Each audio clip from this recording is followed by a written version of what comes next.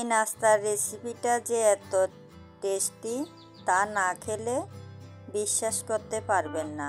নমস্কার বন্ধুরা, সুবর্ণা দাস অফিসিয়াল চ্যানেলে সবাইকে স্বাগতম। আজকে আবার চলে এসেছি নতুন একটা নাস্তার রেসিপি নিয়ে। এই নাস্তার রেসিপিটা বানানো খুবই সহজ, একদম কম সময়ে এই নাস্তাটা বানানো যায়। ঘরে যদি কিছু না থাকে এই নাস্তাটি ঝটপট বানিয়ে ফেলুন। দেখতে থাকুন আমি কিভাবে এই নাস্তা তৈরি করছি। প্রথমে আমি 1 কাপ পরিমাণে এখানে আটা নিলাম। দেখুন, এবারে এখানে দিয়ে দিচ্ছি আমি স্বাদ মতো লবণ, আর দিয়ে দিচ্ছি আমি এখানে 2 চামচ পরিমাণে সাদা তেল। এবার আমি হাত দিয়ে ভালো করে এই উপকরণগুলো মাখিয়ে নেব। যতক্ষণ না হাতের মধ্যে একদম দলা পাকিয়ে যাচ্ছে ততক্ষণ পর্যন্ত আমি এই উপকরণ দিয়ে আমি আটা মাখিয়ে নিতে থাকব। এভাবে আপনারাও এই রেসিপিটা বানিয়ে দেখবেন, খুবই ভালো লাগবে।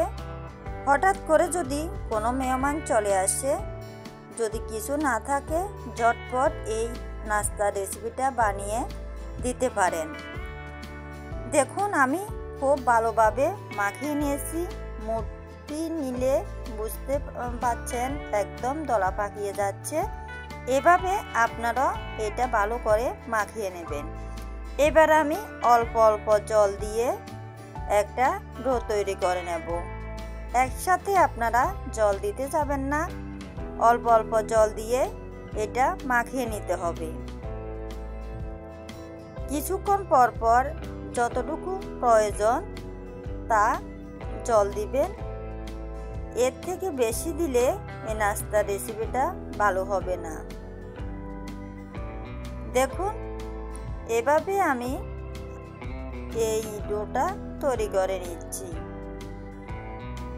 এখনো যদি কোনো বন্ধু ভিডিওটা দেখার আগে লাইক দিতে ভুলে যান, অবশ্যই লাইকটা দিয়ে দেন, আর ভিডিওটা শেষ করার পর সুন্দর একটা কমেন্ট করবেন। দেখুন আমি একদম ভালো করে এই ডোটা তৈরি করে নিয়েছি, একদম সফট হয়েছে।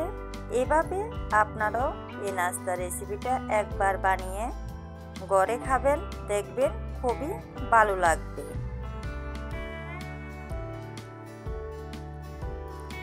দেখুন ডোটা আমার তৈরি করা হয়ে গেল। এবার আমি একটা বাটির মধ্যে 2 চামচ পরিমাণে চিনি নিচ্ছি।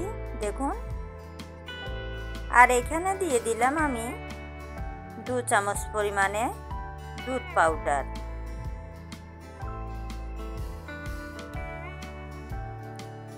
এবার চিনি আর দুধ পাউডার একসাথে আমি মিশিয়ে নিচ্ছি। আমার আজকের নাস্তার রেসিপিটা হলো একদম ইউনিক, আপনারাও ট্রাই করতে পারেন। দেখুন ভালো করে আমি চিনি আর দুধ পাউডার মিক্স করে নিয়েছি। এবার আমি একটা ডো তৈরি করে নিয়েছি। দেখুন এবার আমি লুচি বা পরোটার মতো বেলে নেব। একদম ছোট ছোট করে বেলে নিতে হবে। এটা একদম লুচির মতো করে বেলে নিতে হবে। একদম পাতলা করে ও না, একদম গাঢ় করে বেলতে হবে না, মিডিয়ামভাবে এটা বেলে নিতে হবে। দেখুন আমি কিভাবে বেলে নিয়েছি। এবার এখানে আমি দিয়ে দিচ্ছি মিক্স করা দুধ পাউডার আর চিনি। এবার আমি ভাঁজ করে নিচ্ছি। একদম এভাবে মুখটা বন্ধ করে দিতে হবে। ভালো করে মুখটা না বন্ধ করে দিলে এই নাস্তার রেসিপিটার তাহলে আপনি ভিতরে যে দুধ পাউডার চিনি দিয়েছি এটা বের হয়ে যেতে পারে। এভাবে আমি একটা বানিয়ে নিয়েছি। দেখুন আমি আরেকটা বানিয়ে আপনাদেরকে দেখাচ্ছি। আমার এই ভিডিওটা যদি আপনাদের ভালো লাগে তাহলে লাইক কমেন্ট শেয়ার করে দেবেন। আর নতুন কোনো বন্ধু যদি আমার এই রেসিপি এর ভিডিওটা যদি ভালো লাগে অবশ্যই আমার চ্যানেলটাকে সাবস্ক্রাইব করে দেবেন আর নোটিফিকেশান অন করে রাখবেন। যখনই আমি নিত্য নতুন রেসিপি আপলোড করব প্রথমে আপনাদের কাছে পৌঁছে যাবে। দেখুন আমি আরেকটা বানিয়ে দেখাচ্ছি।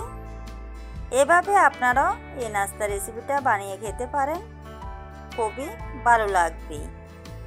একইভাবে আমি সবগুলো বানিয়ে নিয়েছি। দেখুন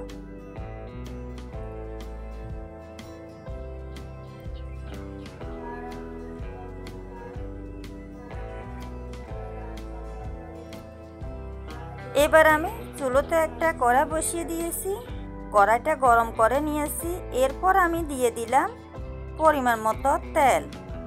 এবার আমি তেল চামচ দিয়ে একটু কড়াইয়ের সাথে লাগিয়ে নিচ্ছি। দেখুন তেলটা গরম হয়ে গেল। এবার আমি এখানে একটা নাস্তা দিয়ে দিলাম আর একটা দিয়ে দিলাম। আমি সবগুলো নাস্তা একসাথে ভাজবো না, দুটো দুটো করে বাড়ছি। দেখুন এভাবে কিছুক্ষণ চামচের সাহায্যে একটু ছাড়িয়ে ভেজে নিতে হবে।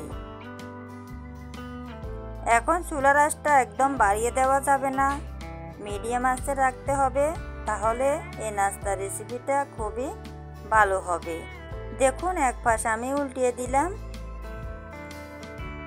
এভাবে আমি এই নাস্তা রেসিপিটা একটু বাদামি কালার করে ভেজে নেব।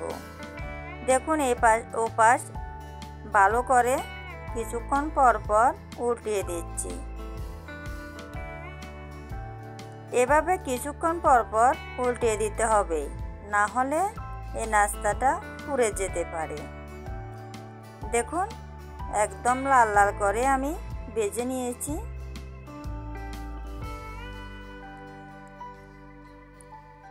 এবার আমি এই নাস্তা রেসিপিটা তুলে নিচ্ছি। দেখুন একটু লাল করে ভেজে নিয়েছি। এভাবে আমি এই তেলের মধ্যে আবারও দিয়ে দিচ্ছি দুটো নাস্তা। দেখুন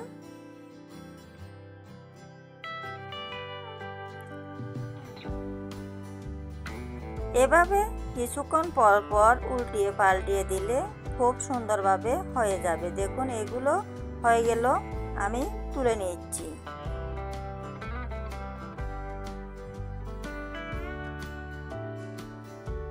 এভাবে আমি বাকিগুলো ভেজে নেব। একইভাবে আমি সবগুলো নাস্তা ভেজে নিয়েছি। এবার আমি পরিবেশনের জন্য নিচ্ছি। দেখুন আজ এ পর্যন্তই বন্ধুরা, সবাই ভালো থাকবেন, সুস্থ থাকবেন। আবার চলে আসব নতুন একটা রেসিপি নিয়ে। আর আমার এই রেসিপিটা কেমন হয়েছে অবশ্যই একটা কমেন্ট করে জানাবেন। আর আপনারাও এরকম একটা নাস্তা রেসিপি বানিয়ে দেখবেন, খুবই ভালো লাগবে। এতক্ষণ আমার পাশে থাকার জন্য সবাইকে ধন্যবাদ।